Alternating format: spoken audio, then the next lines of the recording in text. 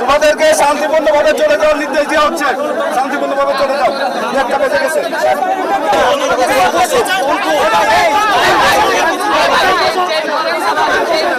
সরকার এখানে আমাদের কোনো সহায়তা করার থেকে আমাদের নির্মমভাবে যে শাস্তি আমাদের উপর চালাচ্ছে, এটা থেকে আমরা আসলে তীব্র নিন্দা জানাই। প্রাণ তো ফেরত পাওয়া যাবে না, ঠিক আছে, কোটা আবার করা যাবে, রাষ্ট্র মেরামত করা যাবে, কিন্তু আমাদের যাকে প্রাণ গেছে এটা তো আর ফেরত আসবে না।